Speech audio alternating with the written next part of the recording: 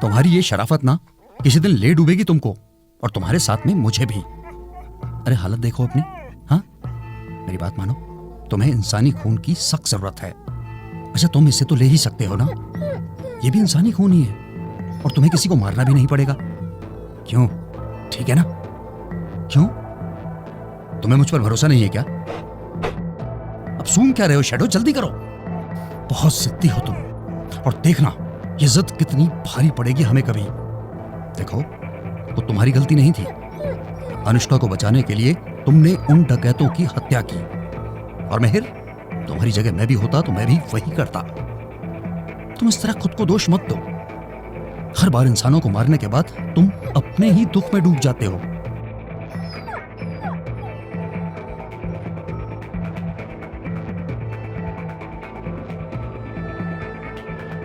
लोग मर रहे हैं शहर में, इसका मतलब जानते हो? वो फिर सक्रिय हो गई है। आज नहीं तो कल हमारा उसका आमना सामना होगा। और हाँ, अनुष्का, वो कुछ हद तक हमारा रहस्य जानती है। मैं मिलने गया था उससे, लेकिन उसके परिवार के सामने उससे सारी बातें कर नहीं पाया।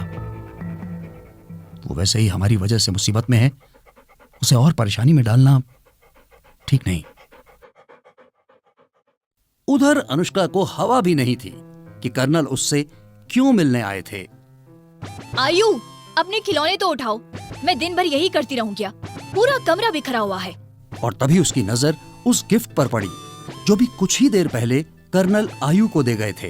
अरे ये है क्या? अरे ये तो, लेकिन ये कर्नल अंकल के पास कैसे आई, और इससे उनका क्या संबंध? और ऐसी बुक आयु को गिफ्ट करना? लेखक कर्नल करणवीर सिंह। ओह, तो इसे खुद इन्होंने ही लिखा है, मगर इसे गिफ्ट क्यों किया? और तभी उस किताब में से कुछ गिरा। उधर कर्नल शैडो को गैराज में बंद करके अपने घर में आ गए।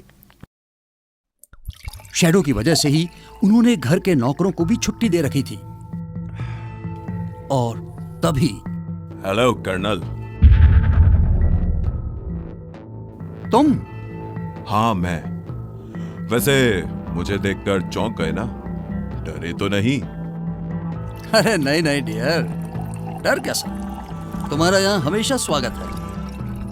कुछ पीना है? पता है, जब मैं किसी के सामने रहूं तो उसे सूंघकर, उसकी धड़कनें सुनकर ही मुझे पता चल जाता है कि वो कितने ज्यादा खौफ में है। मगर तुम आज भी उतने ही अजीब हो, कोई डर नहीं। तुम्हें निराश करने के लिए माफी मांगता हूं। मेरा यकीन मानो, मैं भी इस वक्त बहुत डरा हुआ हूं, अंदर से बहुत ज्यादा खौफ में हूं, वाकई। बस बहुत हुआ, अब सीधी तरह बता दो वो कहां है, वरना काश मैं बता सकता, मगर अफसोस। अच्छा, मैं बैठ जाऊं? हाँ, ज्यादा देर खड़ा नहीं रह सकता ना, मेरा ये पैर आज भी दिक्कत करता है। तुम्हारी ही मेहरबानी है। और लोग समझते हैं मुझे कभी गोली लगी थी। खैर, ये छोड़ो, ये बताओ कैसे आना हुआ? और हाँ, ये मत समझना कि तुम्हें यहां देखकर मुझे खुशी नहीं हुई। मैं बहुत खुश हूं, जितना डरा हुआ हूं उतना ही खुश भी हूं। अब तू मुझे गुस्सा दिला रहा है बुड्ढे।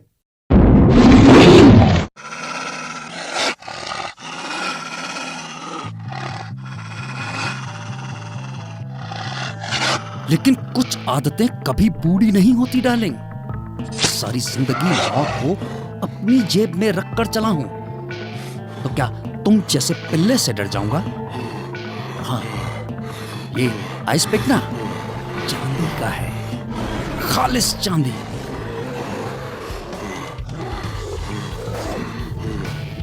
बहुत शौक है ना इंसानी वेश में घूमने का, और इसकी कुछ लानतें भी होती हैं। लो, अब इसके मजे भी उठाओ।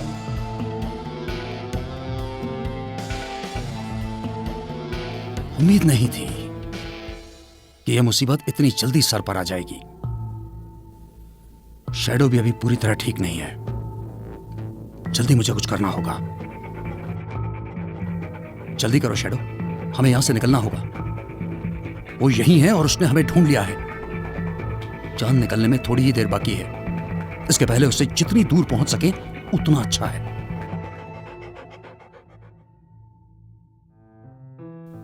उधर अनुष्का उस चिट्ठी को पढ़ने लगी जो कर्नल की दी हुई किताब में से निकली थी। अनुष्का, तुम्हें अंदाजा भी नहीं कि तुम कितने बड़े खतरे में हो। किस्मती है कि तुम अब तक सुरक्षित हो। तुम या आयु, जिसके भी रक्त ने शैडो को दोबारा जिंदा किया है, तो जितनी जल्दी हो सके मुझसे कांटेक्ट करो। कोई है जिसे तुम्हारी तलाश है। मिलने पर बताऊंगा। कर्नल करणवीर सिंह। क्या मतलब कि रक्त ने शैडो को जिंदा किया? ये क्या कह रहे हैं? एक मिनट, समझ गई। शायद वो मैं ही हूं। और अनुष्का को याद आया वो दिन जब उसने शैडो के बॉक्स का ढक्कन बंद करना चाहा था और उसकी उंगली में एक कील चुभ गई थी। शायद कर्नल का यही मतलब था। वो खून शैडो पर ही तो गिरा था और अगले दिन ही वो जिंदा भी हो चुका था।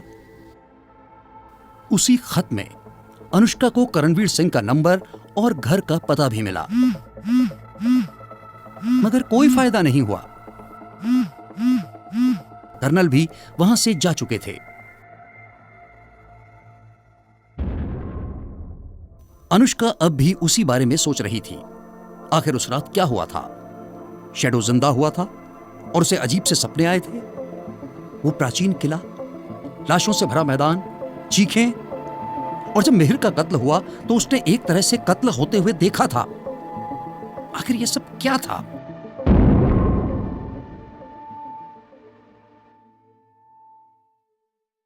मैं वापस जा रहा हूं परसों। छुट्टियां खत्म हो गई हैं। क्या पापा, दी इतने दिनों बाद घर आई और आप इतनी जल्दी जा रहे हो? क्या करें बेटा, नौकरी का सवाल है। अच्छा नु, याद है जब तू छोटी थी हम देवरी में रहते थे? वहाँ के जंगल कितने सुंदर थे ना। पता है पापा की पोस्टिंग फिर से हो गई है वहाँ। अरे वाह, वो तो बहुत ही शानदार जगह थी, है ना दी? अच्छा, अनु, मैं तो कहती हूँ पापा के साथ हमें भी चलना चाहिए। हम सब चलते हैं, बहुत मजा आएगा। कुछ समय बिताकर लौट आएंगे। हाँ दी, चलते हैं, मजा आएगा। अच्छी खासी रिहर्सल कर रखी है माँ बेटे ने, वरना इस आयुष को कहाँ जंगल पसंद आते हैं। वो पापा ही थे जिन्होंने अनुष्का की अनिकेत से शादी का सबसे ज्यादा विरोध किया था। आज भी वो घर तो लौट आई थी, मगर पापा के साथ उसका रिश्ता सामान्य नहीं हो पा रहा था। एक दूरी सी थी दोनों के बीच। अनुष्का को लगा शायद ये मौका सही होगा सब सामान्य करने का। वैसे भी देवरी से उसके बचपन की सुनहरी यादें जुड़ी थी। ठीक है मम्मी, चलते हैं। अगली सुबह अनुष्का करणवीर सिंह के घर पहुंची। कल देवरी के लिए निकल जाएंगे। उसके पहले अंकल से मिलना जरूरी है। बात तो कर लूं एक बार। कोई है? अंकल, हेलो, कोई है? मगर बहुत देर तक दरवाजा खटखटाने पर भी कोई जवाब नहीं मिला।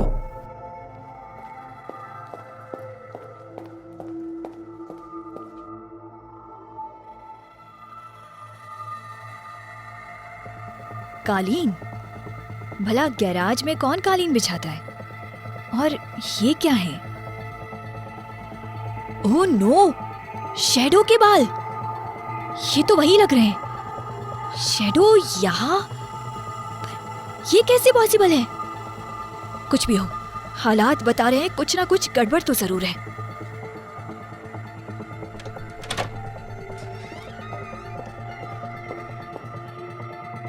इतना सन्नाटा क्यों पसरा हुआ है यहाँ? कर्नल अंकल ना सही पर कोई मेड, कोई वॉचमैन, ड्राइवर, माली, कोई भी नहीं। कमाल है। अरे बाप रे, ये क्या है? वो भी घर के अंदर। ये तो वही निशान है। कहीं शैडो ने कर्नल अंकल को...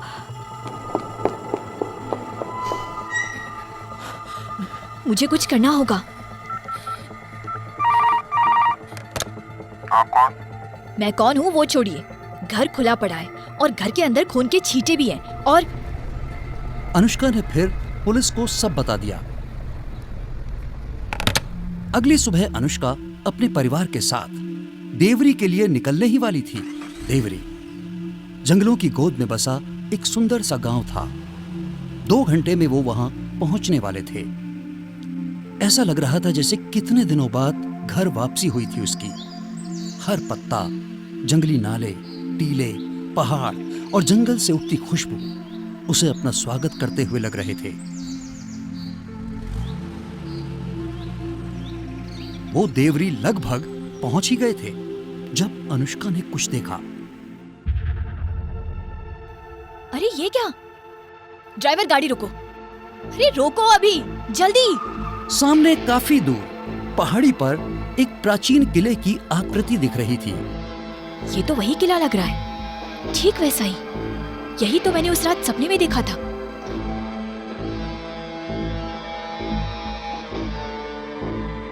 वो रात जब शैडो जिंदा हुआ था, तो क्या उस सपने का भी कुछ मतलब था?